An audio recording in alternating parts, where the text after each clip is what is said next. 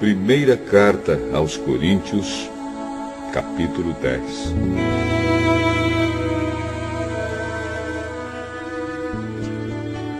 Irmãos, eu quero que vocês lembrem do que aconteceu com os nossos antepassados que seguiram Moisés.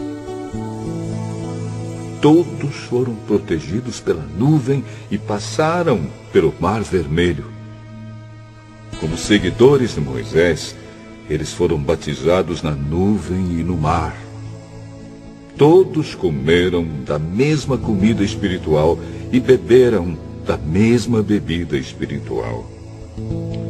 Pois bebiam daquela rocha espiritual que ia com eles, e a rocha era Cristo.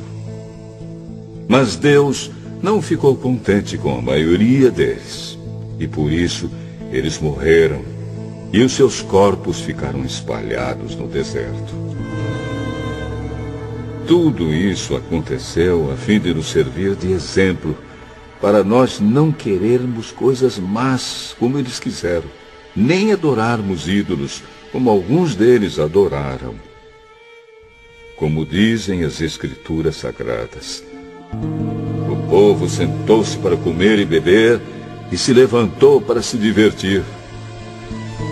Não devemos cometer imoralidade sexual, como alguns deles fizeram. E porque eles fizeram isso, 23 mil deles caíram mortos num só dia. Não devemos pôr à prova a paciência de Cristo, como alguns deles fizeram, e por isso foram mortos pelas cobras. Vocês não devem se queixar, como fizeram alguns deles, e por isso foram destruídos pelo anjo da morte. Tudo isso aconteceu com os nossos antepassados, a fim de servir de exemplo para os outros. E aquelas coisas foram escritas a fim de servirem de aviso para nós. Pois estamos vivendo no fim dos tempos. Portanto, aquele que pensa que está de pé, é melhor ter cuidado para não cair. As tentações que vocês têm de enfrentar são as mesmas que os outros enfrentam, mas Deus cumpre a sua promessa e não deixará que vocês sofram tentações que vocês não têm forças para suportar. Quando uma tentação vier, Deus dará forças a vocês para suportá-la, e assim vocês poderão sair dela. Por isso, meus queridos amigos, fujam da adoração de ídolos. Eu falo com vocês como com pessoas que têm capacidade para entender o que estou afirmando. Julguem vocês mesmos o que eu estou dizendo. Pensem no cálice pelo qual damos graças a Deus na ceia do Senhor. Será que quando bebemos desse cálice, não estamos tomando parte do sangue de Cristo? E quando partimos e comemos o pão, não estamos tomando parte do corpo de Cristo? Mesmo sendo muitos, todos comemos do mesmo pão, que é um só, e por isso somos um só corpo. Pensem no povo de Israel. Aqueles que comem as coisas oferecidas em sacrifícios tomam parte juntos do sacrifício que é oferecido a Deus no altar. O que é que eu quero dizer com isso? Que o ídolo ou o alimento que é oferecido a ele tem algum valor? É claro que não. O que estou dizendo é que aquilo que é sacrificado nos altares pagãos é oferecido aos demônios e não a Deus. E eu não quero que vocês tomem parte nas coisas dos demônios. Vocês não podem beber do cálice do Senhor e também do cálice dos demônios.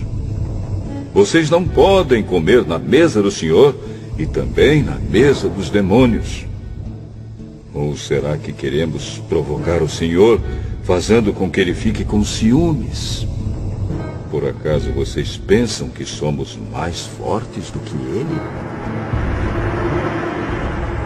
Alguns dizem assim: podemos fazer tudo o que queremos. Sim, mas nem tudo é bom.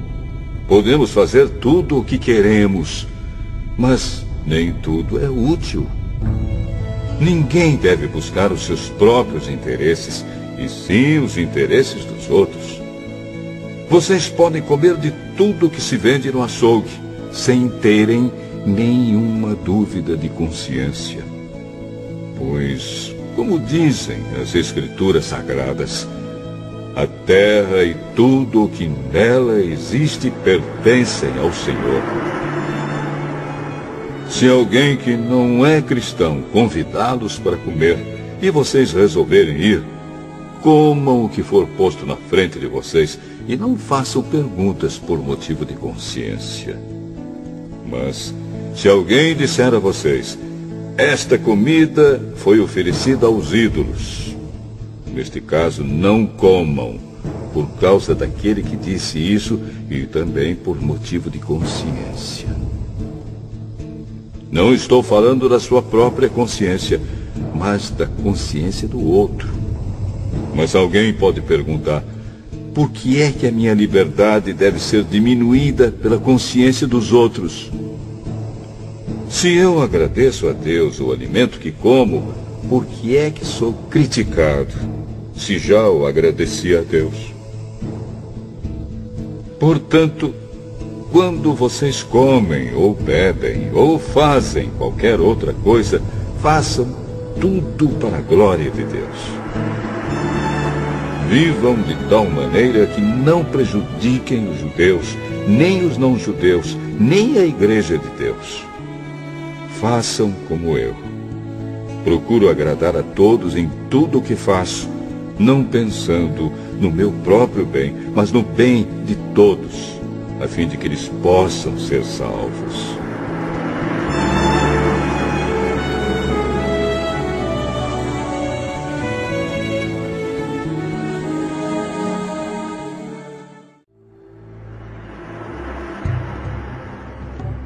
Sigam o meu exemplo como eu sigo o exemplo de Cristo. Eu os elogio porque vocês sempre lembram de mim e seguem as instruções que eu passei para vocês. Mas quero que entendam que Cristo tem autoridade sobre todo marido, que o marido tem autoridade sobre a esposa e que Deus tem autoridade sobre Cristo. Se um homem cobre a cabeça quando ora ou anuncia a mensagem de Deus nas reuniões de adoração, ele está ofendendo a honra de Cristo. E se uma mulher não cobre a cabeça quando ora ou anuncia a mensagem de Deus nas reuniões de adoração, ela está ofendendo a honra do seu marido. Nesse caso, não há nenhuma diferença entre ela e a mulher que tem a cabeça rapada. Se a mulher não cobre a cabeça, então é melhor que ela corte o cabelo de uma vez. Já que é vergonhoso para a mulher rapar a cabeça ou cortar o cabelo, então ela deve cobrir a cabeça. O homem não precisa cobrir a cabeça, pois ele reflete a imagem e a glória de Deus. Mas a mulher reflete a glória do homem, pois o homem não foi feito da mulher, mas a mulher foi feita do homem. O homem não foi criado por causa da mulher, mas sim a mulher por causa do homem. Portanto, por causa dos anjos, a mulher deve pôr um véu na cabeça para mostrar que está debaixo da autoridade do marido. No entanto, por estarmos unidos com o Senhor, nem a mulher é independente do homem, nem o homem é independente da mulher. Porque assim como a mulher foi feita do homem, assim também o homem nasce da mulher. E tudo vem de Deus. Julguem vocês mesmos. Será que é certo que, num culto de adoração, a mulher ore a Deus sem estar com a cabeça coberta? Pois a própria natureza ensina que o cabelo comprido é uma desonra para o homem. Mas para a mulher, o cabelo comprido é motivo de orgulho. O cabelo foi dado a ela para lhe servir de véu.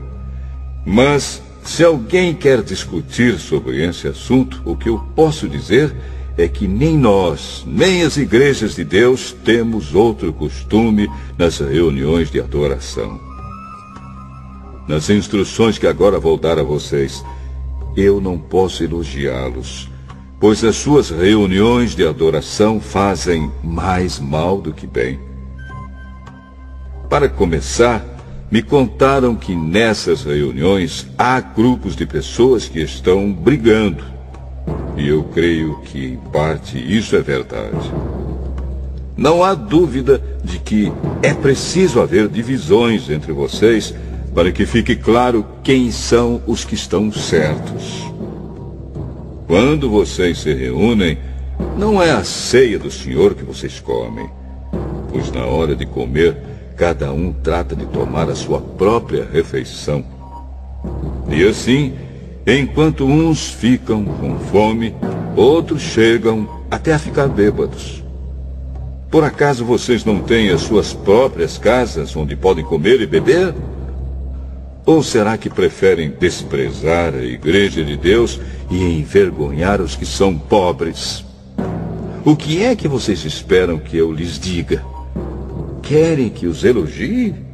É claro que não vou elogiá-los. Porque eu recebi do Senhor este ensinamento que passei para vocês. Que o Senhor Jesus, na noite em que foi traído, pegou o pão e deu graças a Deus. Depois partiu o pão e disse: Isto é o meu corpo, que é entregue em favor de vocês. Façam isto em memória de mim. Assim também, depois do jantar, ele pegou o cálice e disse: Este cálice é a nova aliança feita por Deus com o seu povo. Aliança que é garantida pelo meu sangue. Cada vez que vocês beberem deste cálice, façam isso em memória de mim. De maneira que cada vez que vocês comem deste pão e bebem deste cálice, estão anunciando a morte do Senhor até que ele venha. Por isso, aquele que comer do pão do Senhor ou beber do seu cálice de modo que ofenda a honra do Senhor, estará pecando contra o corpo e o sangue do Senhor. Portanto, que cada um examine a sua consciência, e então coma do pão e beba do cálice.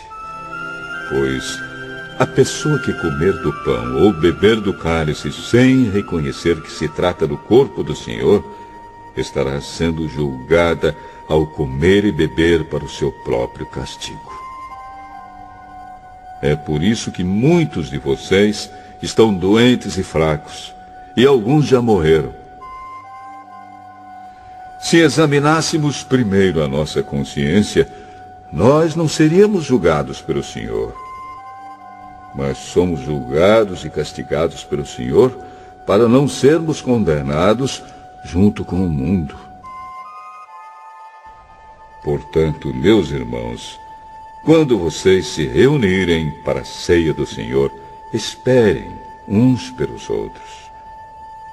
E se alguém estiver com fome, que coma em casa, para que Deus não castigue vocês por causa dessas reuniões. Os outros assuntos eu resolverei quando chegar aí.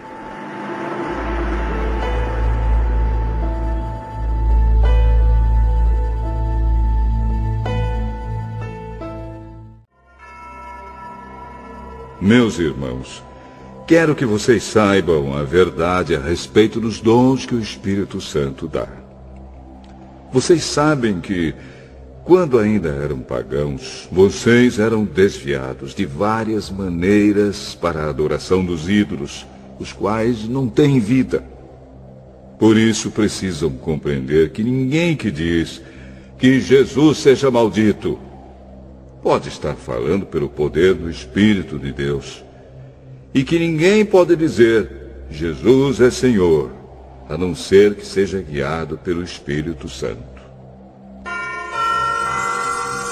Existem tipos diferentes de dons espirituais, mas é um só e o mesmo Espírito quem dá esses dons. Existem maneiras diferentes de servir, mas o Senhor que servimos é o mesmo.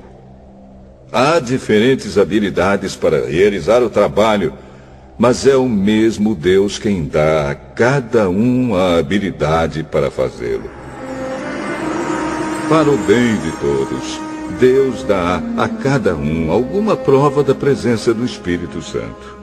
Para uma pessoa, o Espírito dá a mensagem de sabedoria, e para outra, o mesmo Espírito dá a mensagem de conhecimento. Para uma pessoa, o mesmo Espírito dá a fé, e para outra, dá o poder de curar. Uma pessoa recebe do Espírito poder para fazer milagres, e outra recebe o dom de anunciar a mensagem de Deus.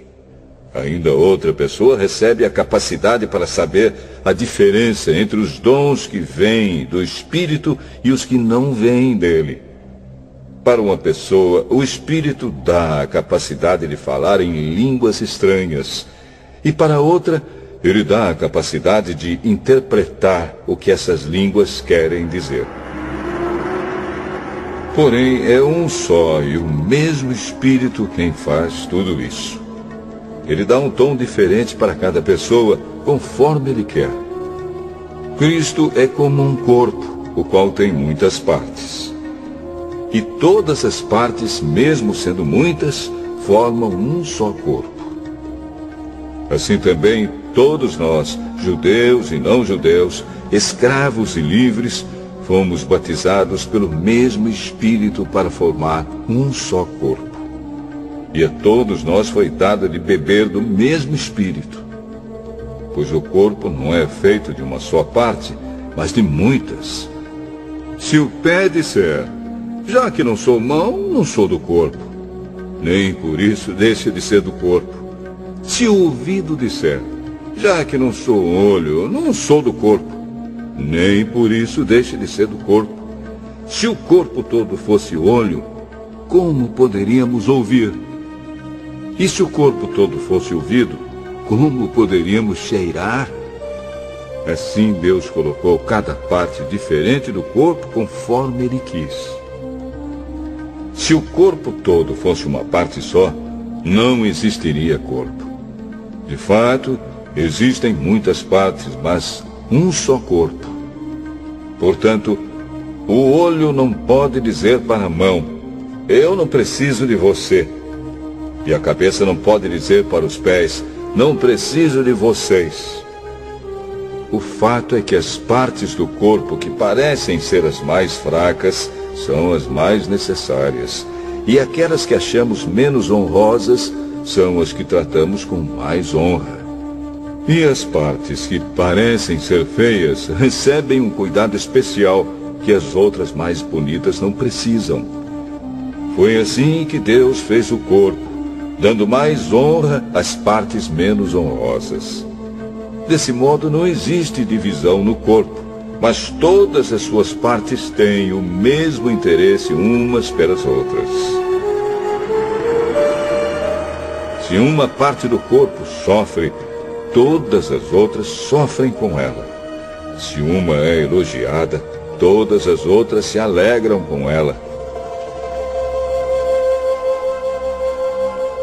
Pois bem, vocês são o corpo de Cristo, e cada um é uma parte desse corpo.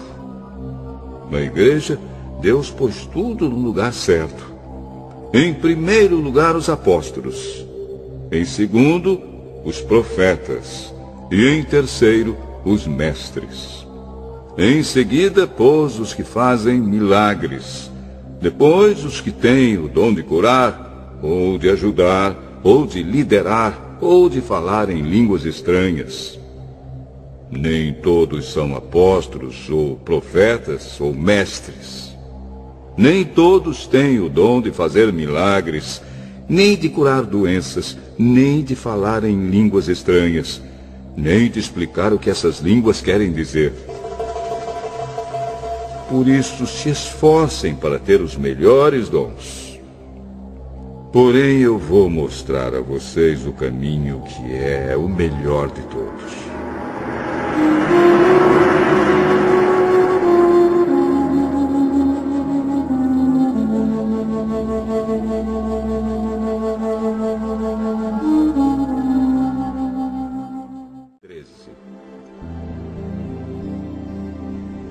Eu poderia falar todas as línguas que são faladas na terra e até no céu, mas se não tivesse amor, as minhas palavras seriam como o som de um gongo ou como o barulho de um sino.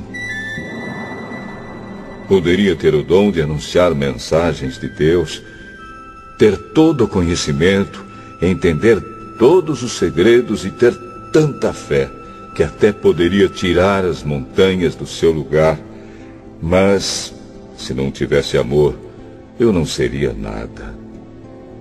Poderia dar tudo o que tenho e até mesmo entregar o meu corpo para ser queimado, mas se eu não tivesse amor, isso não me adiantaria nada. Quem ama é paciente e bondoso.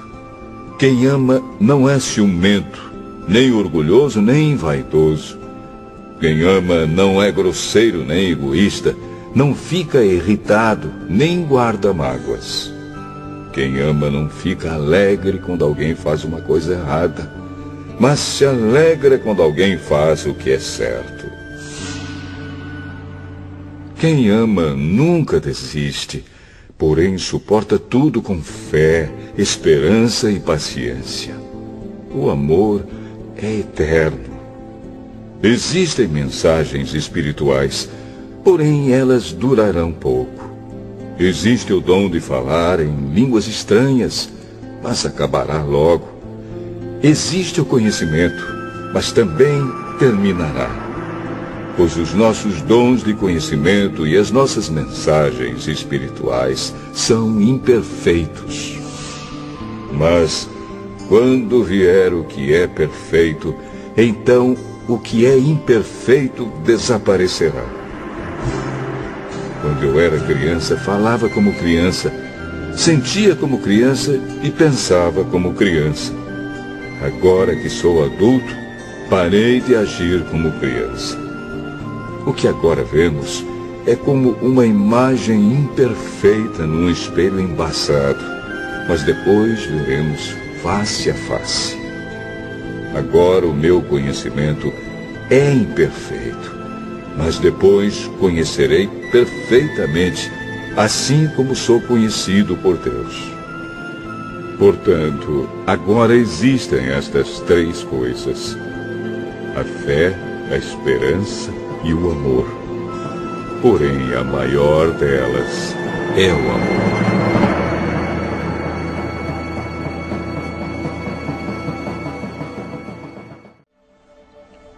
Portanto, esforcem-se para ter amor. Procurem também ter dons espirituais, especialmente o de anunciar a mensagem de Deus. Quem fala em línguas estranhas fala a Deus e não às pessoas, pois ninguém o entende. Pelo poder do Espírito Santo, ele diz verdades secretas. Porém, quem anuncia a mensagem de Deus fala para as pessoas, ajudando-as e dando-lhes coragem e consolo. Quem fala em línguas estranhas ajuda somente a si mesmo. Mas quem anuncia a mensagem de Deus ajuda a igreja toda. Eu gostaria que vocês todos falassem em línguas estranhas, mas gostaria ainda mais que tivessem o dom de anunciar a mensagem de Deus. Porque quem anuncia a mensagem de Deus tem mais valor do que quem fala em línguas estranhas, a não ser que esteja ali alguém que possa interpretar o que está sendo dito, para que toda a igreja seja ajudada espiritualmente. Por isso, irmãos, quando eu os visitar, que proveito vocês terão se eu lhes falar em línguas estranhas? É claro que nenhum, a não ser que leve a vocês alguma revelação de Deus, ou algum conhecimento, ou alguma mensagem inspirada, ou algum ensinamento. Por exemplo, além da voz humana, existem os instrumentos musicais, como a flauta e a harpa. Se os sons não saírem com toda clareza, como poderá alguém saber o que está sendo tocado em um ou outro desses instrumentos? Se quem toca a corneta não der um som bem claro, quem se preparará para a batalha? Assim também, como é que os outros vão entender o que vocês estão dizendo se a mensagem por meio de línguas estranhas não for clara? Vocês estariam falando para o vento. No mundo há muitas línguas diferentes, mas cada uma faz sentido. Porém, se eu não entendo a língua na qual alguém está falando comigo, então quem fala essa língua é estrangeiro para mim, e eu sou um estrangeiro para ele. Por isso, já que vocês estão com tanta vontade de ter os dons do Espírito, procurem, acima de tudo, ter os dons que fazem com que a igreja cresça espiritualmente. Portanto, quem fala em línguas estranhas deve orar, pedindo a Deus que lhe dê o dom de interpretar o que elas querem dizer. Porque se eu orar em línguas estranhas, o meu espírito, de fato, estará orando, mas a minha inteligência não tomará parte nisso. O que vou fazer então? Vou orar com o meu espírito, mas também vou orar com a minha inteligência. Vou cantar com o meu espírito, mas também vou cantar com a minha inteligência.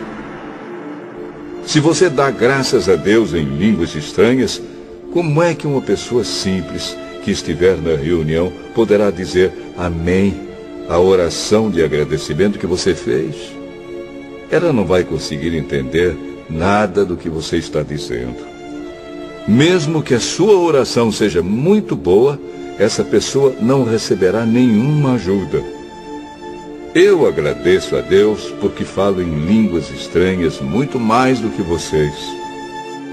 Porém, nas reuniões da igreja, prefiro dizer 5 palavras que possam ser entendidas para assim ensinar os outros, do que dizer milhares de palavras em línguas estranhas. Irmãos, não pensem como crianças. Sejam como crianças para o que é mal, mas sejam adultos no seu modo de pensar. Nas Escrituras Sagradas está escrito: por meio de pessoas que falam em línguas estranhas, eu falarei a este povo, diz o Senhor. Falarei por meio de lábios estrangeiros, mas assim mesmo meu povo não me dará atenção.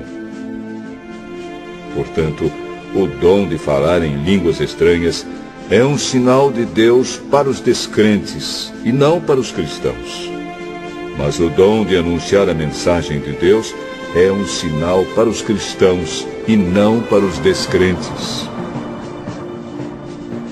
Imaginem que a igreja esteja reunida e todos comecem a falar em línguas estranhas. Se chegarem ali algumas pessoas simples ou descrentes, será que não vão dizer que vocês estão loucos? Mas se todos estiverem anunciando mensagens de Deus e entrar ali um descrente ou alguém que seja simples, ele vai ouvir o que vocês estão dizendo e se convencer do seu pecado. E ele será julgado pelo que ouvir. Os seus pensamentos secretos serão revelados. E ele vai se ajoelhar e adorar a Deus, dizendo: Deus está mesmo no meio de vocês. Portanto, meus irmãos, o que é que deve ser feito? Quando vocês se reúnem na igreja, um irmão tem um hino para cantar, outro, alguma coisa para ensinar, outro, uma revelação de Deus, outro, uma mensagem em línguas estranhas. E ainda outro, a interpretação dessa mensagem. Que tudo seja feito para o crescimento espiritual da igreja.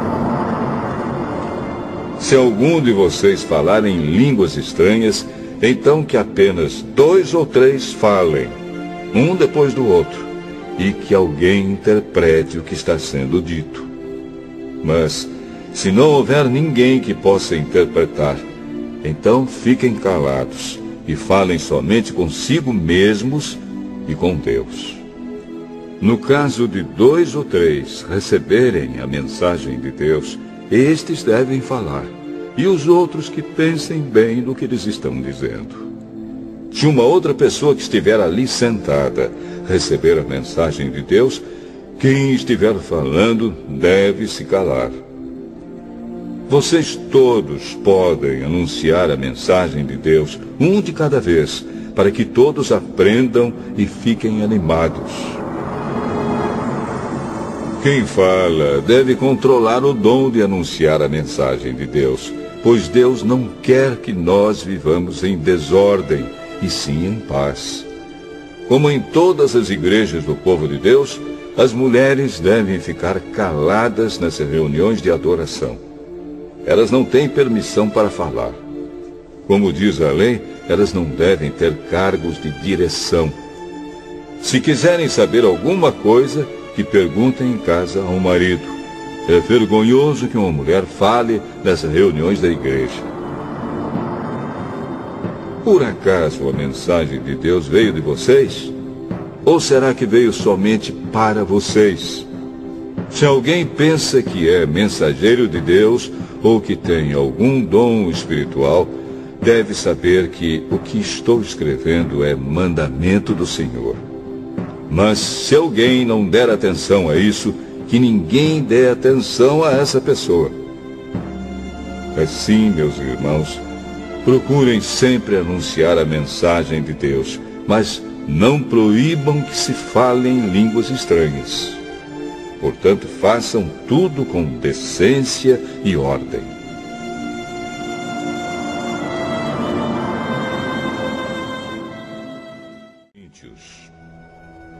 Capítulo 15.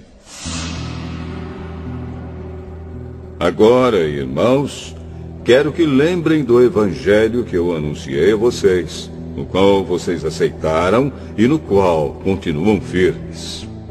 A mensagem que anunciei a vocês é o evangelho, por meio do qual vocês são salvos se continuarem firmes nele.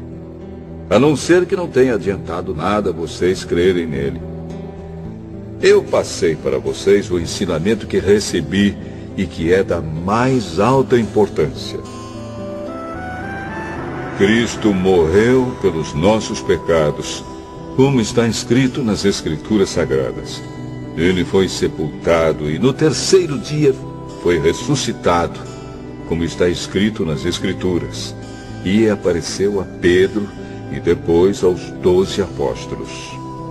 Depois apareceu de uma só vez a mais de 500 seguidores, dos quais a maior parte ainda vive, mas alguns já morreram. Em seguida apareceu a Tiago, e mais tarde a todos os apóstolos. Por último, depois de todos, ele apareceu também a mim, como para alguém nascido fora de tempo. De fato, eu sou o menos importante dos apóstolos e até nem mereço ser chamado de apóstolo, pois persegui a igreja de Deus. Mas, pela graça de Deus, sou o que sou. E a graça que Ele me deu não ficou sem resultados. Pelo contrário, eu tenho trabalhado muito mais do que todos os outros apóstolos. No entanto, não sou eu quem tem feito isso, e sim a graça de Deus que está comigo. Assim, não importa se a mensagem foi entregue por mim ou se foi entregue por eles. O importante é que foi isso que todos nós anunciamos, e foi nisso que vocês creram. Se a nossa mensagem é que Cristo foi ressuscitado, como é que alguns de vocês dizem que os mortos não vão ressuscitar? Se não existe a ressurreição de mortos, então quer dizer que Cristo não foi ressuscitado. E se Cristo não foi ressuscitado, nós não temos nada para anunciar, e vocês não têm nada para crer. E mais ainda, nesse caso estaríamos mentindo contra Deus, porque afirmamos que Ele ressuscitou Cristo. Mas, se é verdade que os mortos não são ressuscitados, então Deus não ressuscitou Cristo. Porque, se os mortos não são ressuscitados, Cristo também não foi ressuscitado. E se Cristo não foi ressuscitado, a fé que vocês têm é uma ilusão e vocês continuam perdidos nos seus pecados. Se Cristo não ressuscitou, os que morreram crendo nele estão perdidos. Se a nossa esperança em Cristo só vale para esta vida, nós somos as pessoas mais infelizes deste mundo. Mas a verdade é que Cristo foi ressuscitado. E isso é a garantia de que os que estão mortos também serão ressuscitados. Porque assim como por meio de um homem veio a morte, assim também por meio de um homem veio a ressurreição. Assim como, por estarem unidos com Adão, todos morrem, assim também, por estarem unidos com Cristo, todos ressuscitarão. Porém, cada um será ressuscitado na sua vez. Cristo, o primeiro de todos, depois os que são de Cristo, quando ele vier, e então virá o fim. Cristo destruirá todos os governos espirituais, todas as autoridades e poderes, e entregará o reino a Deus, o Pai. Pois Cristo tem de reinar até que Deus faça com que ele domine todos os inimigos. O último inimigo que será destruído é a morte. As Escrituras Sagradas dizem: Deus pôs todas as coisas debaixo do domínio dele. É claro que dentro das palavras, todas as coisas, não está o próprio Deus, que põe tudo debaixo do domínio de Cristo. Mas, quando tudo for dominado por Cristo, então o próprio Cristo, que é o Filho, se colocará debaixo do domínio de Deus, que pôs todas as coisas debaixo do domínio dele. Então Deus reinará completamente sobre tudo. Pensem agora nas pessoas que são batizadas em favor dos mortos. O que é que elas esperam conseguir? Se os mortos não são ressuscitados, por que é que essas pessoas se batizam em favor deles? E quanto a nós, por que é que nos colocamos em perigo a toda hora? Irmãos, eu enfrento a morte todos os dias. Se afirmo isso, é pelo orgulho que tenho de vocês, pois estamos todos unidos com Cristo Jesus, o nosso Senhor.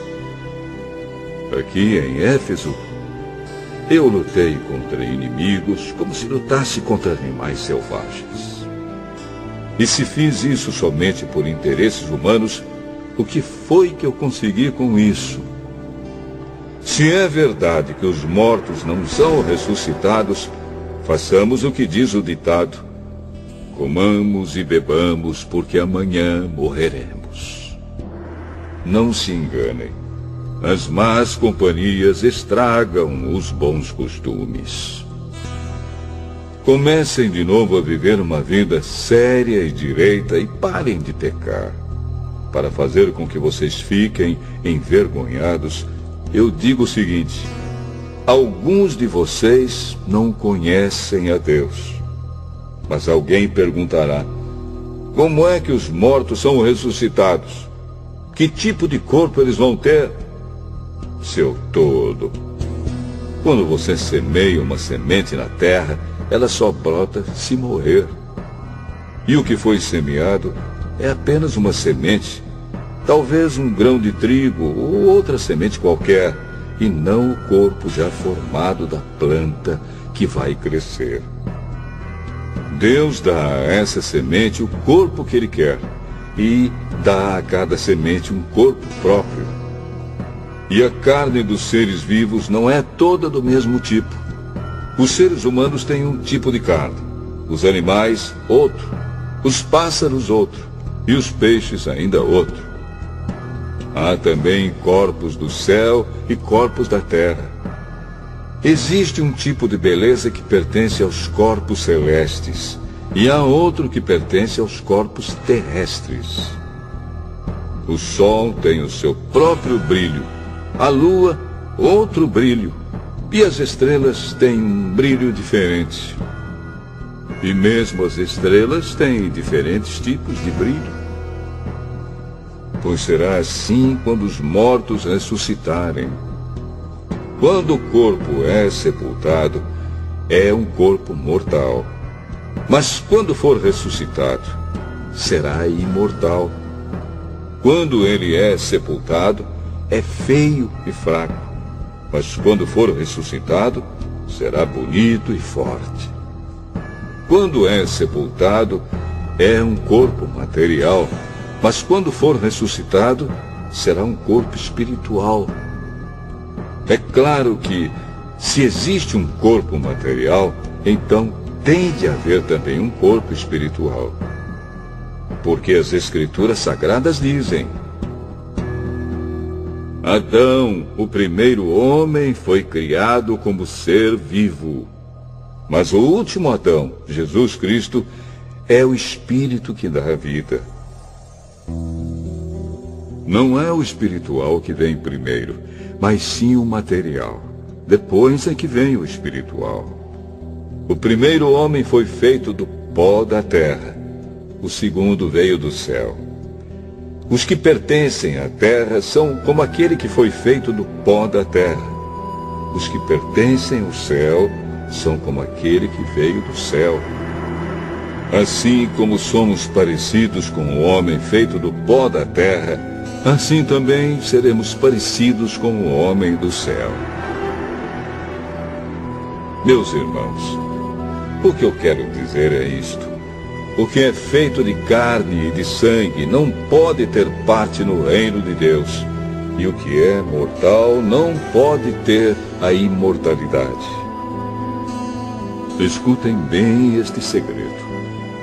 Nem todos vamos morrer, mas todos nós vamos ser transformados num instante, num abrir e fechar de olhos, quando tocar a última trombeta. Ela tocará, os mortos serão ressuscitados como seres imortais, e todos nós seremos transformados.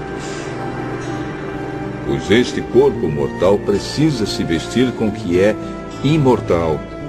Este corpo que vai morrer precisa se vestir com o que não pode morrer. Assim, quando este corpo mortal se vestir com o que é imortal, quando este corpo que morre se vestir com o que não pode morrer, então acontecerá o que as Escrituras Sagradas dizem: a morte está destruída, a vitória é completa. Onde está, ó morte, a sua vitória? Onde está, ó morte, o seu poder de ferir?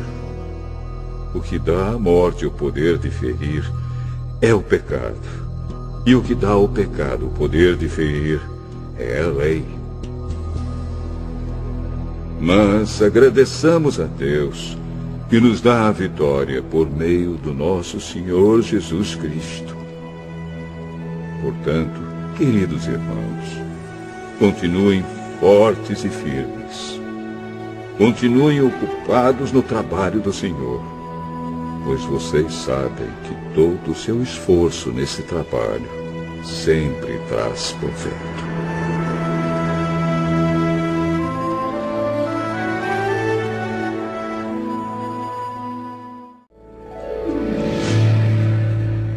Agora vou tratar do dinheiro para ajudar o povo de Deus da Judéia.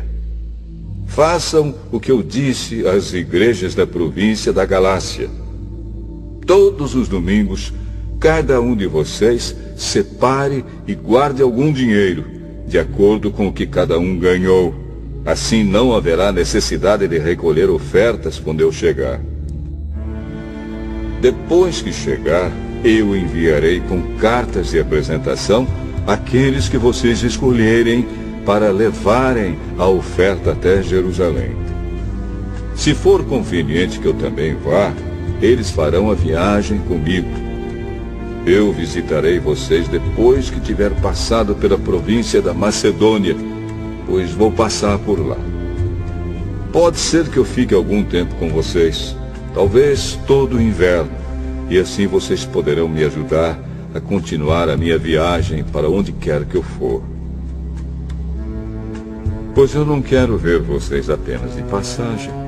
Se o Senhor permitir, espero ficar bastante tempo com vocês.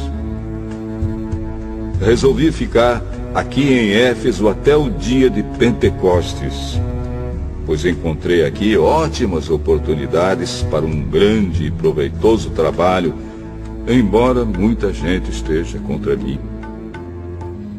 Se Timóteo chegar aí, façam tudo para que ele se sinta bem entre vocês, pois assim como eu, ele também está trabalhando para o Senhor. Não deixem que ninguém o despreze.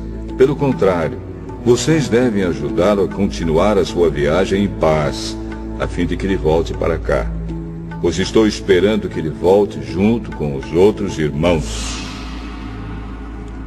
Quanto ao irmão Apolo, tenho recomendado muitas vezes que vá visitar vocês com os outros irmãos, mas ele acha que não deve ir agora. Ele irá na primeira oportunidade. Estejam alertas, fiquem firmes na fé, sejam corajosos, sejam fortes. Que tudo o que vocês fizerem seja feito com amor. Vocês conhecem Estéfanas e a família dele. Vocês sabem que eles foram os primeiros cristãos convertidos na província da Acaia e que eles têm se dedicado ao serviço do povo de Deus. Peço a vocês, meus irmãos, que sigam a orientação deles e dos outros que os ajudam e trabalham com eles. Eu estou alegre com a vinda de Estéfanas, de Fortunato e de Acaico, pois eles fizeram o que vocês, por estarem ausentes, não podiam fazer. Eles me animaram muito, e sei que animaram vocês também. Gente como essa merece elogios. As igrejas da província da Ásia mandam saudações. Áquila e a sua esposa Priscila e a igreja que se reúne na casa deles mandam saudações cristãs a vocês. Todos os irmãos daqui mandam saudações. Cumprimentem uns aos outros com um beijo de irmão. Escrevo isto com a minha própria mão.